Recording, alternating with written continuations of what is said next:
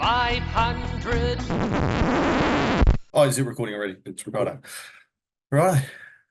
G'day, everyone. This is Expand the Phantom podcast. Our website is chroniclechamber.com, and you can subscribe to our podcasts via YouTube or via your favorite podcast app. Don't forget to give us a rating so other people can find us. Very exciting podcast recording tonight because this is episode 286, which is probably pretty meaningless, but what it means is we're bringing you the sounds and interviews from Sydney Supanova, Lethal Memorial Bangalla Explorers Club dinner tonight, and just the general Phantom catch-ups we've had on this weekend, which is a bit of the Australian Phantom pilgrimage into Sydney for 2024. G'day, my name's Dan Fraser. This is Jermayn Parker. I can point to him because he's sitting right next to me for the first time just about ever. I think we've done a video recording by side and in the same room. Sadly, Steve couldn't make it to the Supernova weekend this weekend. But Jerm, how are you, mate? How's your weekend been? Very good, mate. I like your shirt as well. We didn't discuss this for what it's worth. But these shirts, for us to fit in them, we've actually had to lose some weight. It's been a 2-year journey for me, so I'm pretty proud.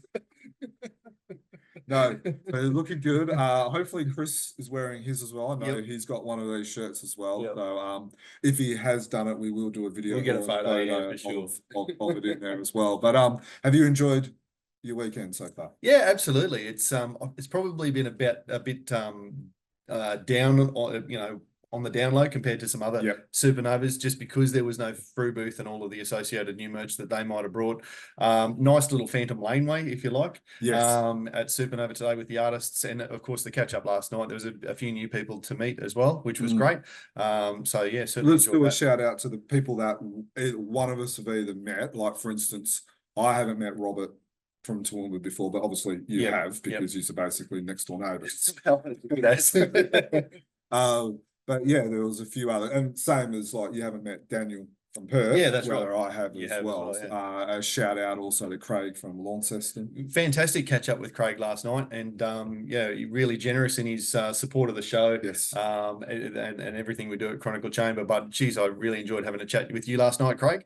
And that's what it's so good to catch up with people who you know or don't know to a large extent, whether it's social media or the emails and whatever. And it's so good to put some names to faces. And faces to names, more to the point. Yeah, exactly. Because like you talk to them like for instance, Craig, I've even talked to him on the phone before. Yeah. We've talked via email, but don't know what he looks like. Yeah. Never actually laid eyes on, so it's good. Also Brad.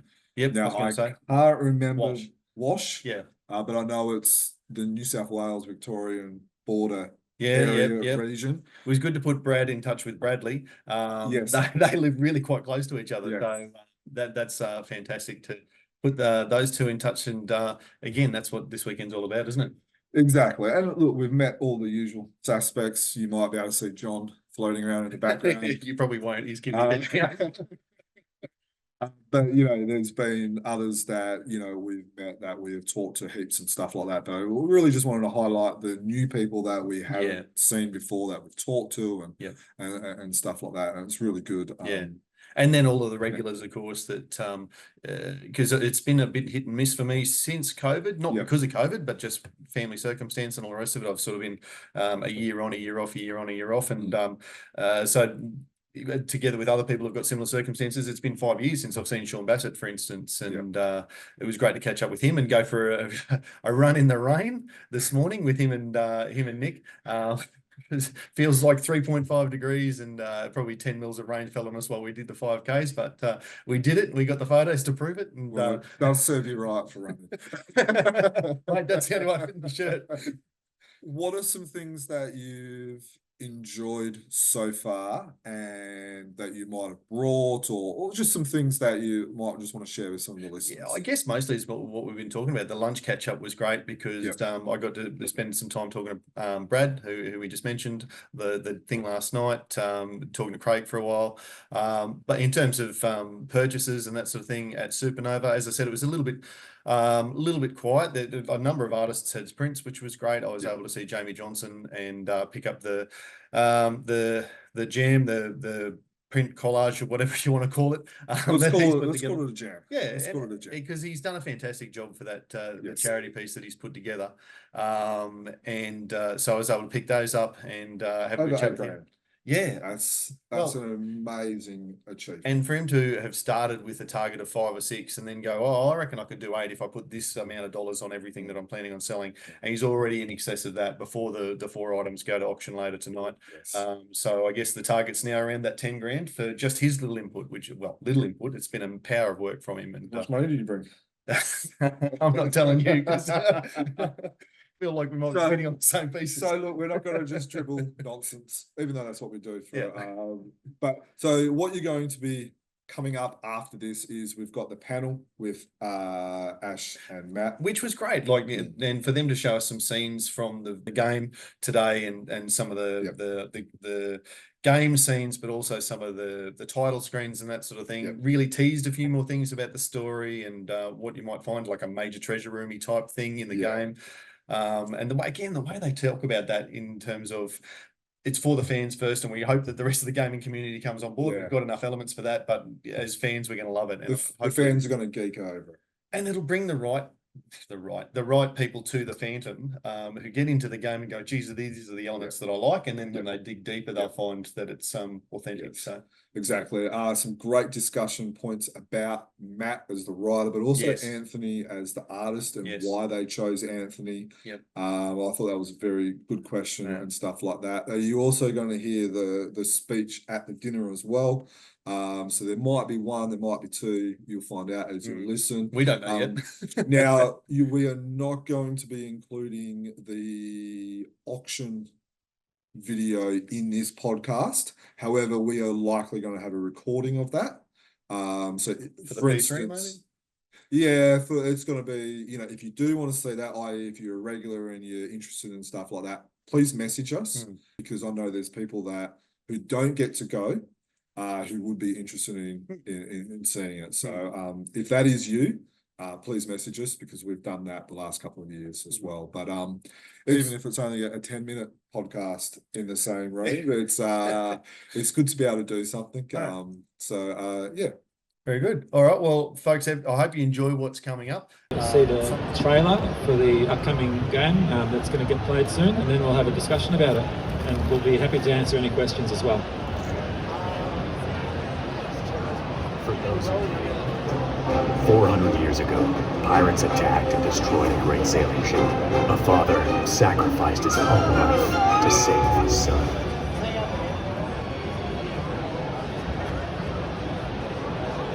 A sole survivor washed ashore. The young boy was nursed to health and swore an oath. I swear to devote my life to the destruction of all forms of piracy, greed, and cruelty. May my sons and their sons follow me. This is the legacy of my family. I am the Phantom.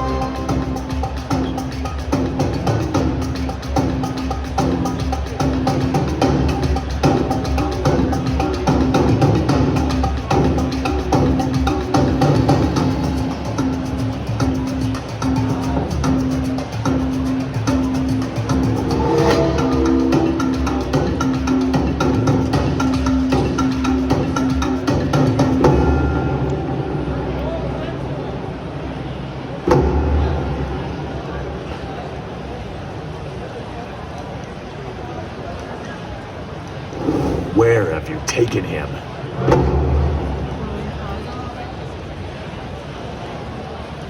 All right.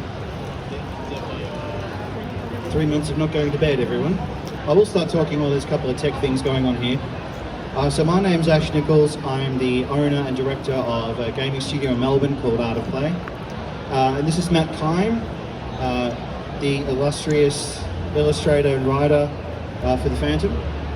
So we went on a bit of a voyage a couple of years ago to bring the Phantom to console gaming, and we've been working tirelessly for the last 18 months or so, not just actually making the game, but convincing people a game should exist. So one of the things I did to begin with was to go out and to source people within the fandom that knew their thing, artist Anthony Spade, and of course Matt here, to start the process of putting together a story for the Phantom that would feel like it's part of the gaming genre, because we're going with the beat 'em up style, so we didn't want to have 3 hours of story where most people are going to hit the skip button, but we wanted to have something really terse and compelling. And I reached out to Matt, and we had a really, really long discussion about it, and then we basically hit the drawing board on what we're going to do. So I think I'll let Matt talk a little bit about his process in the story before we go through and show some exclusive shots of the game itself that we haven't shown anyone else. And we'll talk a little bit more. Yeah, so I became involved in this from an email from Ash. I was at work one day and an email came through saying that I'm Ash Nicholls, I'm Art of Play Games, we're creating a Phantom game and we'd like you to be involved. And I immediately thought, I don't think this is true. I think I'm being catfished. You know, I'm a teacher in my day-to-day life, and I don't get emails often inviting me to work on video games, let alone my very favourite character. So my history with the Phantom started when I was 8 years old, basically. I went down to the newsagent and bought my first Phantom comic when I was just a little tacker. I had family friends who had them, so I was already familiar with them. But then to be able to get involved with the Phantom by writing stories and illustrating it was never a dream that I actually had as a child. I never thought I'd be in that position. And then if you add to that, that now I'm working as the writer on the Phantom game, which is, you know, not a small game either. It's as you can see, it's well in production. It's coming out this year. You know, my first reaction was, who are you really, Ash, and what do you want? Do you want money? I wanted to give you money. And I was happy to receive it. So that, yeah, my involvement really was based on, you know, my knowledge of the Phantom and my experience with the character as a writer and illustrator of it. And what I was really pleased to know is that Ash was coming from a similar perspective, also from Melbourne, also same age, and also a massive Phantom fan. And I think when we talked the first time and I discovered that you were like, you know, not just someone who was putting together a game, but you were a Phantom fan, and we could really talk about it and really understand the character. And that meant to me, I felt we could make a game which is very faithful to the character and will appeal to the real fans, rather than just being a sort of generic kind of game. And I can say what we've been working on is not a generic game. It is a really faithful storyline, which should really please people, particularly like new fans coming in that aren't familiar with the Phantom will get a kick out of it, and existing fans will really appreciate what we've tried to do. Yeah, and there's a morality clause in this game, which is sort of a new approach for your traditional beat-em-up style games, where you can choose to play any way you want, but that will have repercussions at the end of the game. So the ammunition, at any particular point, the Phantom can draw his weapons and he can fire and you can kill people, but that may send you down a different path. So we're not going to be telling players how they can play the game, but the story we deliver based on what they play will change. So that was another challenge that I gave to Matt. I said, look, we need 2 end threads here based on how you play the game, and it needs to feel like it's cohesive so that we're not jarring people if they play the game one way or the other. So when we were discussing what those threads would be, and we were also trying to get approval with King Feature Syndicate on all this sort of stuff too, at the same time, I was actually at my son's childcare picking him up, and Matt said, what about this? And I stopped, and all the hairs on my neck went up, and I said, we got to do it. And he said, should we ask King Features first? And I said, no, we'll ask him later. So we wrote it, we submitted it, and we submitted it amongst a lot of other content. We tried to bury it, and they approved it. So we are now in a position, there will be a pretty, what would you call it, a first time in the game within the Phantom lore. So yeah, there's a first time. There's something new. Yeah. Something new, but still something familiar. Yes. Yeah. So, how long have we got left now? I think we should probably run through some screens. I've put together a little Supanova pack here. So this is the title screen. You guys have probably seen this online before. You got the story mode. Once you've completed the story mode, arcade mode unlocks. So you can go through any of the 15 levels that you want and play them in any sequence that you like. I might just jump in and say, sure. While you're showing that, from my perspective, when I looked at what Art of Play had achieved as well prior to this game, I was amazed, because they have a contract with Nickelodeon. They've worked on some of the biggest IP out there, Transformers, for example, Spider-Man, SpongeBob, characters which are really well known. And I thought, oh my goodness, this is a really good company with a lot of experience, and they're going to bring my favourite character back into the limelight, because Phantom fans will know he hasn't really been in the media a lot. So I didn't mean to cut you off. No, this is why I'm paying you. Yeah. It's great. Seeing a team assemble this, like a really well-oiled team, assemble this game over the last 12, 18 months, seeing the artwork, seeing the visuals, for me as a fan, that's been really exciting. Being part of it is super exciting, but also seeing all these, like the score as well. There's a fantastic composer working on the score, the Anthony Spay handling the art. From a fan perspective, this thing has just been a dream come true. Thanks, mate. So, I think this is the first time we've shown the various modes of the game. So, story, arcade. Outlast is basically you in a boxing ring in Sydney, Australia, fighting as the Phantom to basically defeat as many enemies as you possibly can. Just a little bit of fun, not to be taken too seriously. And the vault is, I'm going to leave the vault secret for now, but that will be revealed over the next few months. You can pretty much guess what it is if you're a Phantom fan, and you know of the treasure room in the Skull Cave. I'm not going to talk about these screens because they're all in the trailer. Everything is hand-drawn here, so what you see on the screen has been translated from paper. Colouring is digital, of course, but the first round of colouring that is done by Anthony Spay is all hand-drawn, and then our internal colourist, Brandon, takes that and does all the frames digitally with a couple of other colorists. So you can the Phantom can do his mark combo. We have the MailChimp there constantly telling people when it's time to move on. We have 3 boss fights in the game that are runner basically chasing sequences. So here the Phantom and Diana are on back of Hero, and they're trying to basically stop the plane from taking off. Here's just a nice little game over screen to show you, like, there's a lot of detail in the scoring, and you get a rank on how well you play each level too, which will show up in the arcade mode, so you can go back and try and better your score on each of the stages.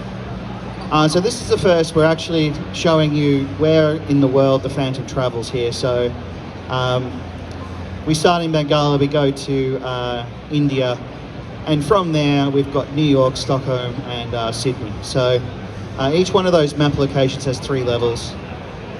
So that's a bit of an indication of the storyline. It's a global adventure. The other reason why we've chosen those particular locations is because that's where the fandom is at its strongest as well. We're totally playing to the fans here. Here's some shots of the Indian rooftop scene. This is during a monsoon season, so there's a lot of rain. Once again, the colouring is fantastic. Diana and the Phantom have weighted differently as characters too. Diana is faster, more nimble, but she's not quite as strong, so you've got to land a few more blows to take out an enemy. The Phantom, we spent a lot of time at the drawing board with the Phantom, just getting his weight feeling right, because beat 'em ups traditionally use quite a low frame rate. And we wanted to keep that sort of late 80s, early 90s feel, but also have the correct weight for the Phantom. And the movie did a pretty good job of it. Defenders of the Earth, he's very acrobatic. And they're sort of the only 2 real animated references in modern times that we have. So we didn't want to make him feel too bulky. We didn't want to make him feel too nimble. So we think we've got it right with his weight, but Diana is definitely a lighter player. So being able to play as those 2 characters in couch co-op will allow you to do some pretty cool things together as well. Like zip lining across clotheslines. So as I said before, the Phantom can draw his weapons at any time, and we've got a bunch of different moves you can do with his weapons, and that's one of them. That's the double pistol fire. So great if you've got enemies on either side of the screen and you want to, keep them at bay. We've also got some motorbike action, because what beat 'em up game wouldn't be complete without some motorbikes. So of course there's the Phantom drop kicking a Sing assassin from the motorbike. Here we have the Alps. We have some European action here where the Phantom is removing his Kitwalker disguise to get into some action. I might just make a comment there. With King Features, to get the script approved, they had a few specific things which they insisted on. One of which was that they didn't want Mr. Walker, which is the Phantom when he's wearing his jacket and his hat, they didn't want him to engage in any violence. He could be provoked, but he wouldn't fight.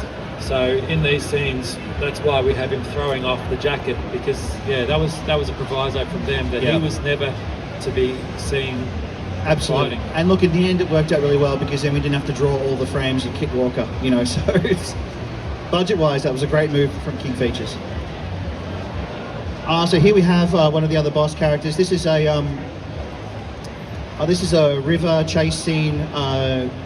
One of my favourite movies of all time is Indiana Jones and the Last Crusade. So I'm borrowing a little bit from that, just a little bit.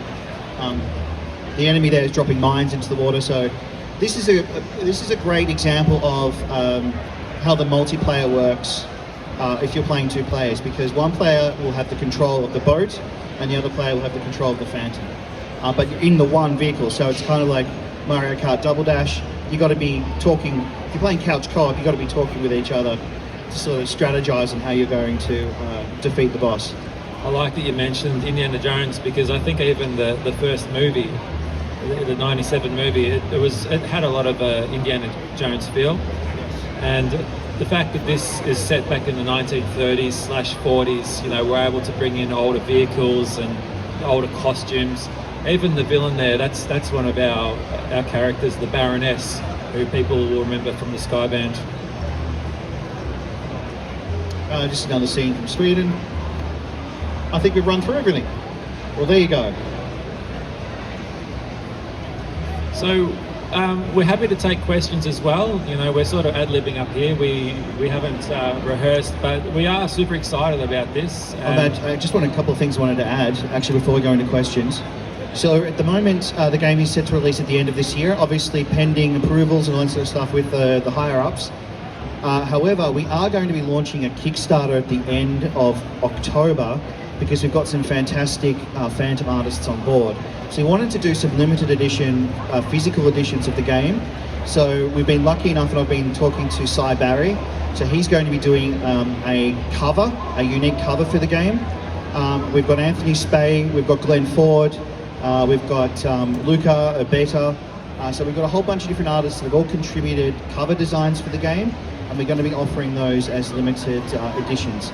So the goal of the Kickstarter is basically just to cover our costs to pay for the extra artists, and for you guys to get your hand on a pre-order copy based on whatever artist you like before it goes into retail. So that's coming up. There's also a new trailer dropping in the next 2 to 3 weeks, which will have extended gameplay footage from all those levels we showed you and more, plus a super delicious hint at the story that we've just discussed. And so that's all coming out. And we're also running a competition from thephantomgame.com for a signed Meca version of the Phantom figure, signed by I just had a complete brain fart here, Billy Zane. So we're offering that as a competition as well. So that's all coming up next month. Happy to take questions.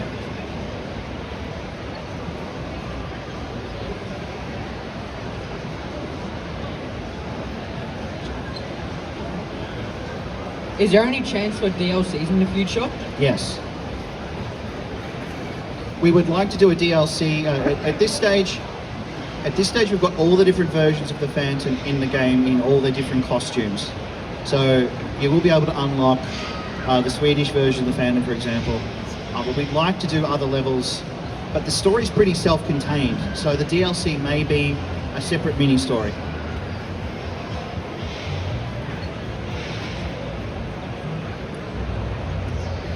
That story question. So the storyline for this, have you based it on the existing stuff for the days and Sundays, with your background, with the work you've done through, or anything you can link was what was looking at? The development of the story, I had to speak to Ash about what do you want to happen, because my first instinct when I was asked to put together a story was to think about all the things that I'd love to see in the story and all the different characters, and I wasn't sure exactly what the scope of this thing was. And I spoke to Ash about, there's generational aspect to the Phantom. We could potentially have the Phantom Cowboy, we could have the Phantom Knight, we could have all these historical Phantoms in a whole range of different adventures. And then we talked about what this game would be. And essentially, we wanted a reason for the Phantom to travel to various places and to adventure and defeat people. So it's a pretty simple brief.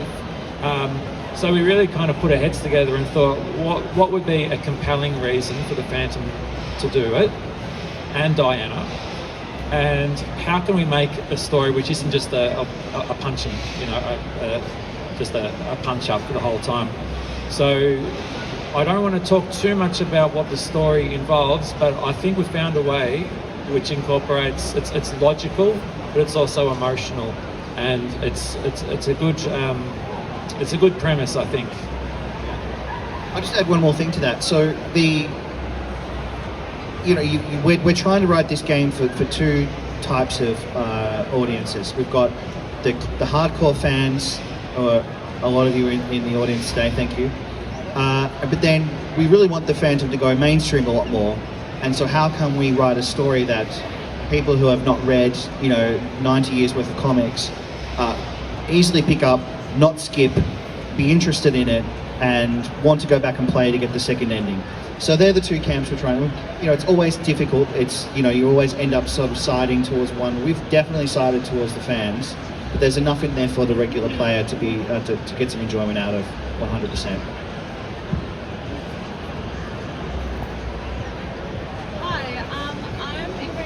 About the production process, because I can imagine so many steps between ideation and product, and so from a production perspective, what was your #1 challenge, and how did you as a team overcome that challenge?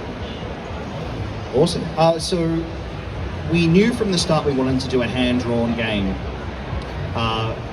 We thought we could keep it contained, but it very quickly got out of control, and then it became sort of a process of finding a way to get what we wanted on screen done within the budget that we had.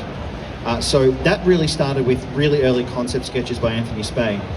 And then we decided we wanted to round those out and do a serious animation test, because the Phantom had not been properly animated, not even in Defenders of the Earth. Very, very short scenes in Defenders of the Earth where he might be jumping, or a short run sequence, but in a game, you're constantly facing how the Phantom moves. So that was a big challenge for us. So it was basically, once we got that right, we went back, did all the animations as rough sketches. So basically rough sketch through to clean line art. Then we do a clean line art test to make sure there's no frames jumping. Then we do a coloring process. We test it again to make sure there's no, because when you're coloring things frame by frame, you can often have things that just fall out of just and then we would test that, and then it would be finally ready for the dev team to insert into the game. So for the Phantom alone, there is about 850 hand-drawn frames, and enemies are slightly less at about 300 to 400. Diana has actually more frames than the Phantom because her attacks and her movement is much faster, so we had to draw in a lot more frames. So overall, I think by the time we finish with about the 15 enemies that we've got, the Phantom and Diana, it's upwards of about 4,000 to 5,000 frames of hand-drawn animation. So, and that's what we would call a pretty simple game.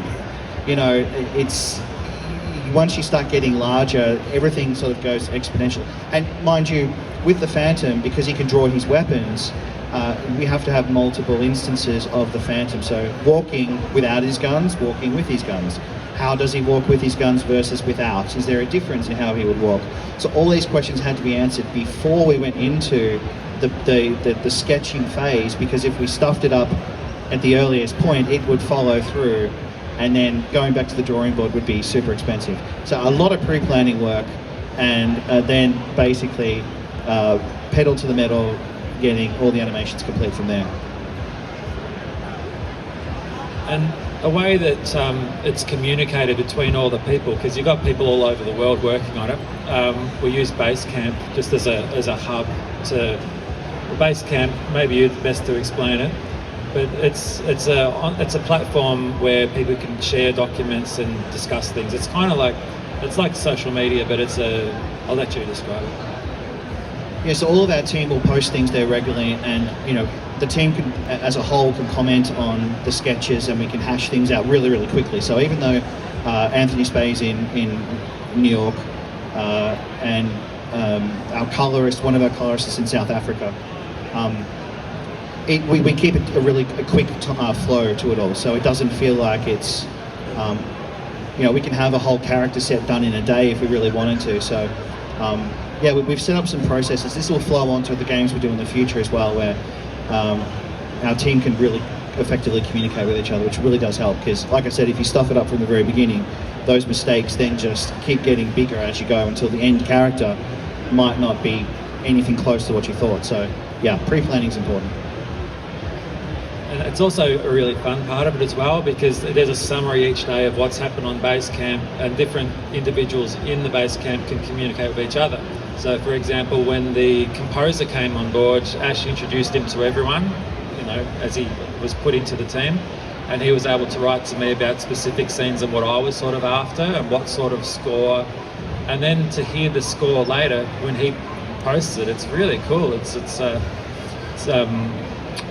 very rewarding. Matt, you're a teacher as well, and you're also doing other art. I'm assuming finding the time to do this job as well, challenging? Surprisingly not really. My part of it early on was where I was putting a lot of time into it. I was invited to come up with ideas for the pitch and for the script. So, getting me to think about the Phantom isn't particularly difficult. Like, I'm already thinking about him anyway. Communicating with Ash about where the story was going to go, all that was fun. It's true, I work full time and have a family, but I was able to squeeze it all in, and my part now is much more reduced. I get to sit back and watch it all unfold as the animators and the colorists and the composers and everyone works on their aspect. So I'm always there, I'm ready to and happy to consult and talk. But yeah, for me, it's if I look back at it, it was a lot of work, but it was a lot of fun as well. Yeah, and I should actually say that we didn't pressure Matt in terms of it's got to be ready by 5 o'clock on Friday. It was very much, this is a general time frame that we've got. I've got to get back to King Features by this date. Sort of just do it whenever you've got the time, sort of thing, which I think really helped the process, because there was no sort of, we didn't have to get into a writer's room and come up by with something by a set time.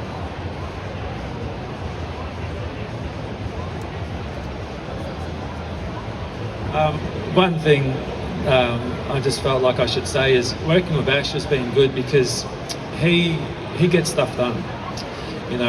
We're used to hearing about King Features can be challenging to work with in some aspects, but Ash will contact them and say, I'm going to come in, I want a meeting, and I want to talk to the people at the top. Yeah, I think the secret is they know at a drop of a hat I will go to New York and I will knock on their door, and I think they were legitimately a little bit afraid that I would just keep doing that until I got all the answers I needed. So I need no excuses to go to New York. And it was actually, the contract was actually delivered to me on the day that I first arrived in New York this was about 12 months after we first started discussing it. So I think they knew I was coming and they needed to have the contract ready. Had I not shown up in New York, I don't know if it ever would have got off the ground. But yeah, so thank you. I do get things done, but it's mostly out of intimidation. I hope you don't mind me asking another question. sort of 2 parts for hand-drawn, would you go back and do it the same way again now? You don't have to answer that if it's that. No, 100%. And the other 1 part, billion%. the other part was having people across the world. Was that a strategic decision to be able to work more hours? We'd always had a team of people around the globe. Even though most of the people were in Australia, I always outsourced to people I know who can do the job to the level that I wanted. I'm not sort of I don't geographically restrict myself in that sense. Anthony Spey was from the first call we had with each other, I knew it's going to work. He was totally into wanting to go more into games and wanting to learn, and that's a big part of it. So we would do more. We actually do have another game that we just did the teaser for Lady Death with Coffin Comics over in the States. So that's a game that will be launching about 2 years from now, and we're following the same process as the Phantom. So this is a niche for us, and I think the success or failure for games like this fall down to how well each member of the team knows their craft. And I feel like we've got a really strong design, illustration, animation team now, and I'm happy to be doing more games like this in the future. And I can certainly say King Features have taken notice at the style, the consistency, and how well the game looks, and they've certainly relayed that to us in meetings as well. So hopefully then this won't be the last game. Why did you choose Anthony Spey? I googled Phantom illustrators, and I sent out a whole bunch of emails. And going back to what Matt was saying before, everyone thought I was catfishing, and very few people actually responded. And when Anthony's work, Anthony had like a modern take of the Phantom, but still had traditional. It's still a traditional approach, and I like that. And when we had our first discussion, which went for about 3 hours, he was so willing to be a part of it and so excited that we started the concept phase pretty much instantly. And from there, I couldn't see anyone else doing it on our team. Certainly, I like heaps of other styles for the Phantom. I mean, I would have loved to have done an much earlier style, going down the Cy Barry path. And I would have loved to have done a Phantom game in the style of like a Lauren Marshall, who's very modern with her takes, very straight lines, sort of that DC sort of look as well. I would have loved to have done all those styles, but I think we've fit into this nice little pocket of new but familiar, and that's what I like. I had Glenn Ford's posters up on my wall as a kid, and I even spent all my pocket money 1 week laminating one of his posters so it wouldn't get damaged. I mean, I would have loved to have done a Glenn Ford style. Glenn Ford's version of the Phantom is much more bulkier. We were trying to figure out like a streamlined but not too skinny version of the Phantom. So we went through this big process of trying to, think about the art direction. But Anthony nailed it as far as I'm concerned. I love his style. I agree. I think Anthony ended up being the perfect choice because he brings a modern element which is needed in a game such as this, but also the way he portrays him, I feel it is the Phantom. Some artists, even Anthony in his comic work sometimes portrays the Phantom as quite big, but the way he's drawn it in all these frames, as you've seen in the trailer and in the images we've shown, he's got him just right. Is there anyone here from Ballarat? No, but we visited on it. Okay, great. We can bring out the flying cutlery.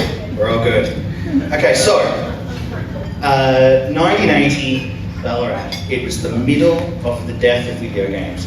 Atari had killed the video games, and Nintendo was doing its best to bring them back to life.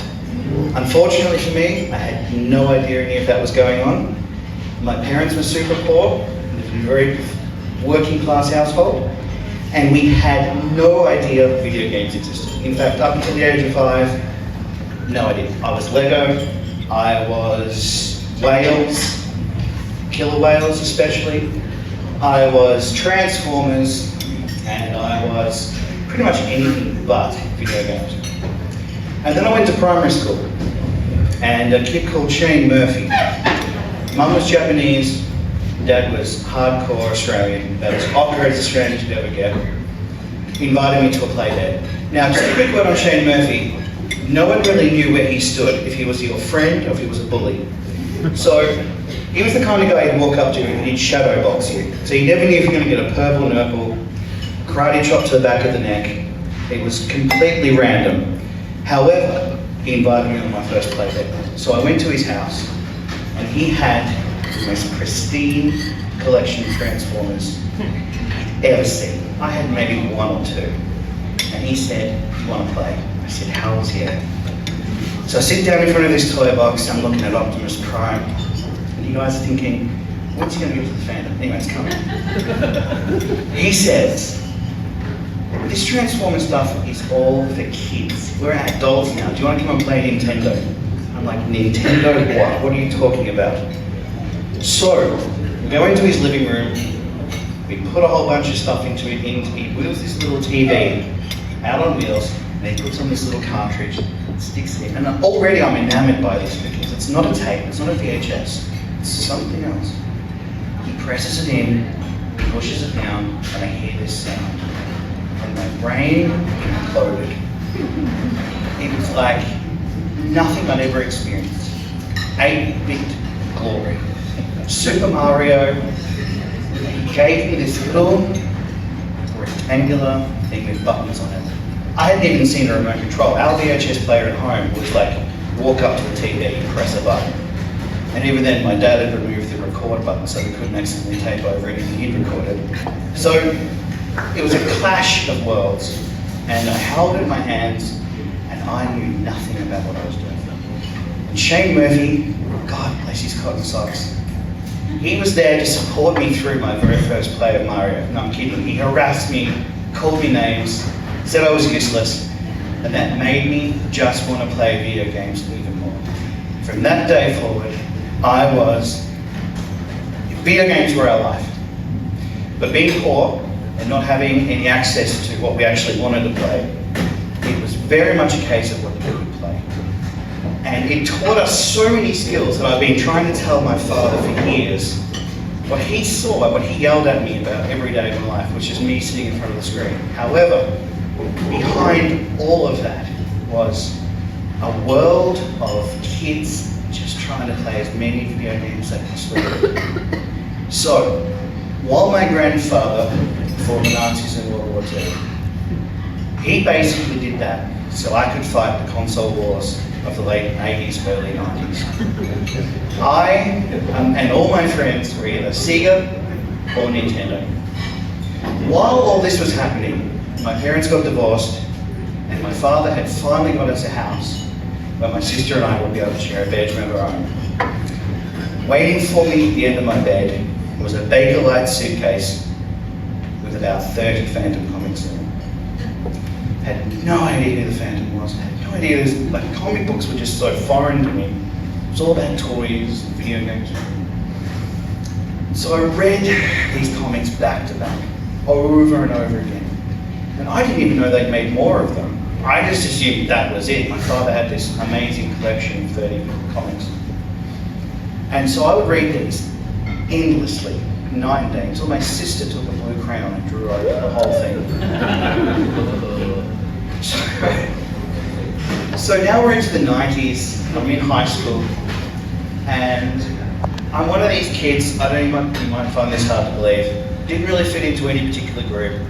I was arty, I liked video games, it was not cool. But in our Form 8 year room, I'm sitting with one group of kids. Across the room, I see a flash of purple. I think to myself, it can't be. Can't be. That's Lawrence Harrington. He's the coolest kid in school. What's he doing? So I go over there and I introduce myself. He already knew me, but I felt like I had to introduce myself. And he had a Phantom trading card. And I was like, what? What is going on? I thought I was the only kid who knew who the Phantom was. I hadn't seen any other kids. Tim Burton's Batman had already been out. Everyone loved that. No one was talking about the Phantom. He was Lawrence Harrington. And so we began a friendship based on trading Phantom cards. So every week we'd down at Card Crazy buying Phantom trading cards, which turned into buying more comics, which turned into buying more, basically all my pocket money went to the Phantom from a number of years, right up until the movie. So the 90s was big for the Phantom, and even in our little country town, where nothing much was going on, how distant we were from the rest of the world, it seemed like there was something actually going on. And then I had to sell everything I collected to go to university. So it all went to a very good friend of mine who then got burgled. And so some criminal out there has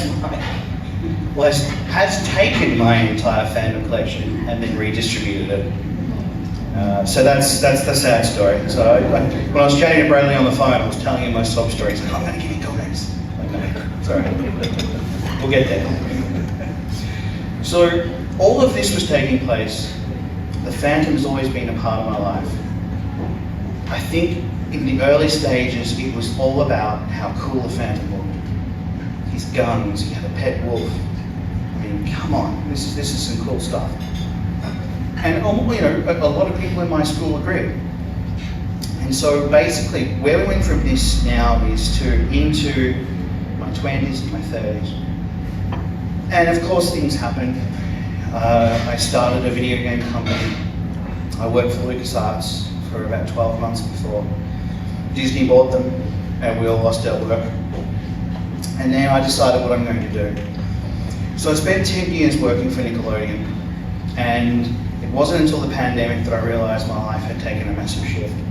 I had a son, I was much older, and I realized that I didn't want to make commercial games for a younger audience anymore. I wanted to do something different. And so one night I'm surfing YouTube, and I come across a whole bunch of Phantom reviews of the new toys. I can't be, it's too coincidental. So I decided I would cold email King Features Syndicate out of the blue and just say, hey, what's up? And to my surprise, I emailed back 3 hours later saying, hey, we like what you're offering, let's talk some more. So I panicked. I had not had anything prepared except for what was in my head. And all this knowledge over the years, my connection with the Phantom in video games in my life. And so I put it all down in a 10-page document. And a good 2 of those pages were just me reliving my life and how important the Phantom was to me. And it was important not from the perspective of, oh, this is just another project. I needed the project, but I felt like I was ready to take on a project like this. And luckily for me, King Features were in a position where they were actually able to say yes. Well, not initially, I had to wait a whole year. And it was an up and down roller coaster. Everyone had to live with me during that year, and I can tell you what, I was grumpy, I was shitty, then I was excited. They'd email back and I'd say, wow, progress. And then I'd hear nothing from them again. And so eventually, I said to Jared, who was the vice president, I'm coming to New York. We're going to have a contract signed. I'll be at your doorstep. Let's do this. And I think that freaked them out enough to actually get something done. So I rocked up in New York. I took the pages of the contract and I said, I'll review these. I would have signed it in there on the spot, but I had to be professional. And then I went downstairs, across the road into a Thai restaurant, sat there in front of a moderately expensive Thai dinner, and emailed everyone I knew. Sent the photos. I said, this is the beginning of something. And it was, because slowly but surely, I was welcomed into a new world. I'd worked in kids entertainment, I worked for big brands, I dealt with showrunners, I dealt with media producers. But this was different. And suddenly, with a lot of hard work, proving to people that I was legit, and and I was not just some weird person emailing them to try and catfish them, as Matt will recall. It slowly started to come together, and I started to build a team that was reintroducing me to the comic book world again, and I felt like I was 5 years old. And it's almost impossible to sort of emote how much that means to someone who has dealt with the cold, harsh reality of corporate licenses. And so I began a process of forming a team that would be excited to work on the game. Because that's a big thing for me. If you're not excited to work on it, don't have anything to do with you. And luckily, people like Matt, who's in the house tonight, people like Anthony Spade, they said, we want to do what's best for the brand. And I did not have a lot of money to put into this initially. I had squirreled away enough money from my days working with Nickelodeon to make this happen, but I knew that I would be asking the impossible of a lot of people. Can you do this for this? And my only consolation was, you can do it on your own time, as long as you meet this date, I'm happy. And luckily, a lot of people came towards me and said, yes, we want to do this. So my whole way through university, all the way through school, I was always a hand-trained illustrator and animator.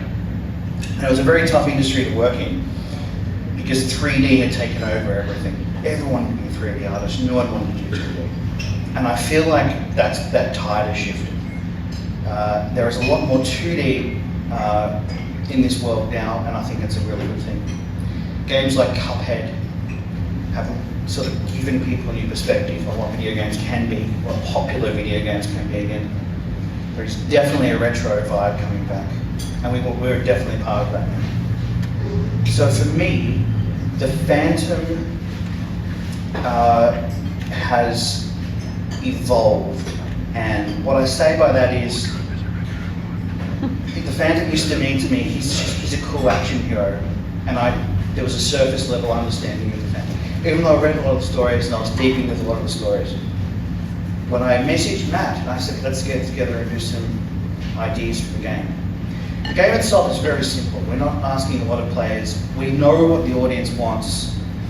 You want to be able to sit down and feel like you're part of the Phantom universe, even if it's for a short amount of time. We don't want people to invest 70 hours into a Phantom game. That'd be cool, but we want to reach a broad audience. We want to get in a lot of people who have not really been familiar with the Phantom.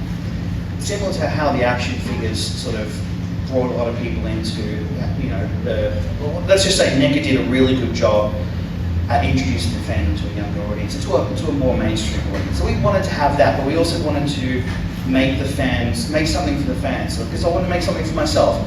Ultimately, this is a very selfish project. Luckily, I also have a lot of other selfish people on the team, so I don't feel so selfish. Anyway, I said to Matt, how are we going to do this? This is my global plan. And we back and forwarded for a few months. And eventually, it came to me dropping my son off. I was picking up my son from childcare, and Matt had mentioned something about the story. And all the hairs on my neck stood up. And I said, that's fucking great. Let's do that. And he said, will King features allowed? I said, probably not. But let's bury it in a whole bunch of other stuff I'll send them. And if they miss it, it's on them. They proved it. So it also dawned on me that whilst the 5-year-old was still in me, I was now looking at the Phantom as a 44-year-old, all the time I was 44. And the subject matter of the game had changed from just this cool guy running around with dual pistols and a wolf to a father. And the generational side of the Phantom started hanging like dead. And so the story started taking shape from that perspective. And it made me think about what the Phantom means to me as a character, because it has been with me for a very long time. We're talking 39 years.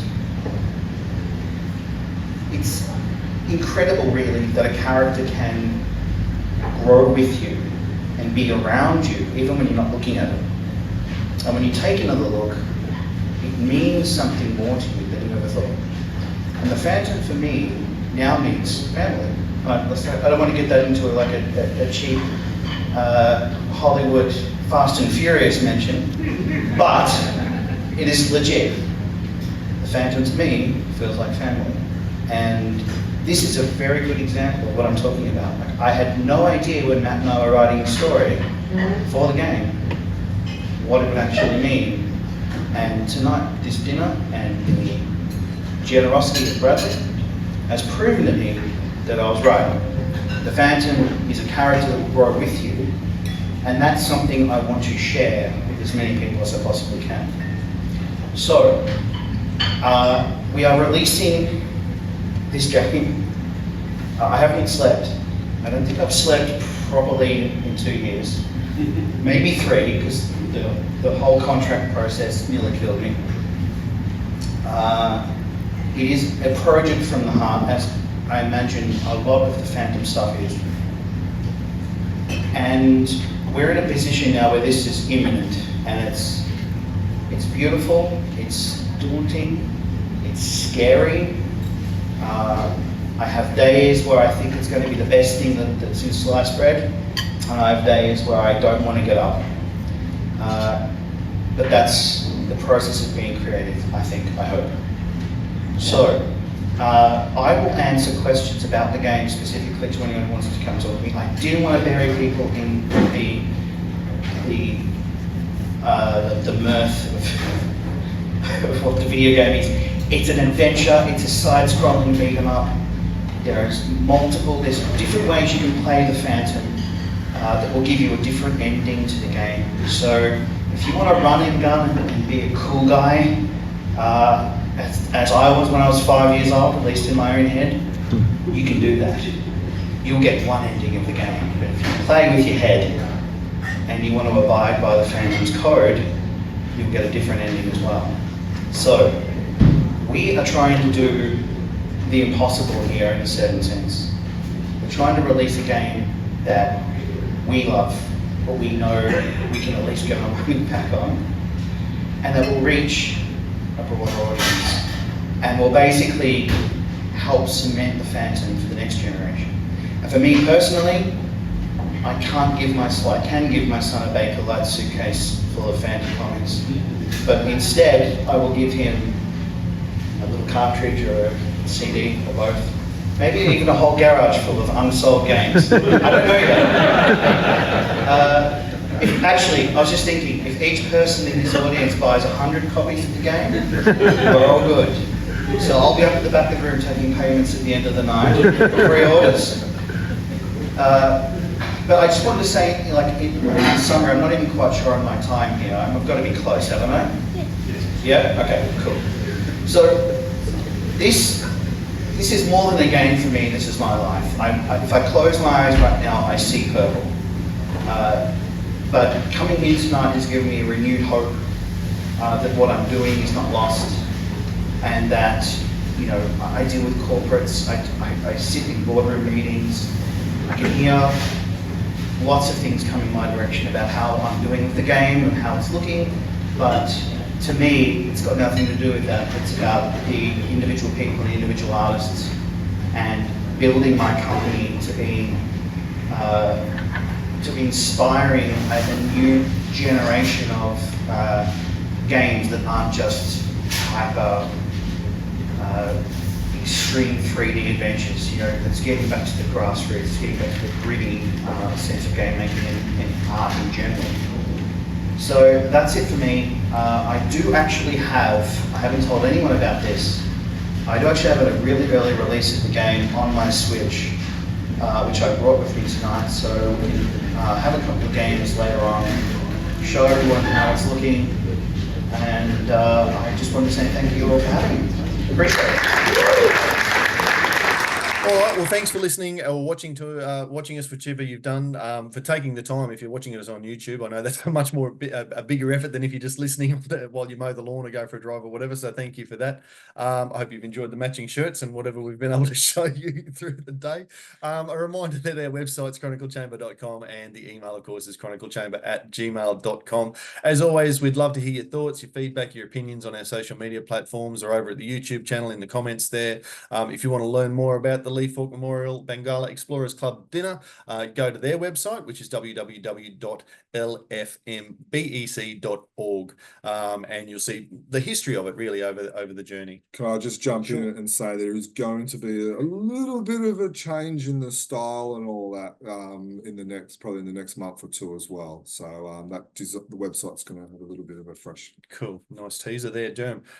Look, obviously, if you've enjoyed what we've done here, and if you want to, start booking ahead for next year and joining us, as we said at the start, and as you'll hear it through the journey, we've met some people today, which was fantastic through the Chronicle Chamber platforms, and people who I always find it bizarre when they know us a lot more than we know them, and the fact that anybody listens or watches, to be honest. But anyway, if you have enjoyed that and you want to get planned for 12 months from now, you can subscribe to us via YouTube or through your favorite podcast apps, including iTunes or Spotify. So thank you. Thanks, Jerm. I really appreciate it. It's great to catch up in person from opposite sides of the continent. Please get in contact with us, and until next time, happy fandoming. Happy fandoming, everyone. That was your cue, John, to jump in with a little bit of a... Yeah, go on, John. Jump in and say happy fanning. Happy fanning. 500 years ago, he washed ashore the sole survivor of a shipwreck. And upon the skull of the man who killed his dad, he said, "I'm mad, I must eradicate piracy, injustice and cruelty, and all my sons will follow me, so evildoers will believe that this man cannot die." The Phantom! The ghost who walks. The Phantom! Enemies beware, the Phantom's always there, but you won't mind the Phantom.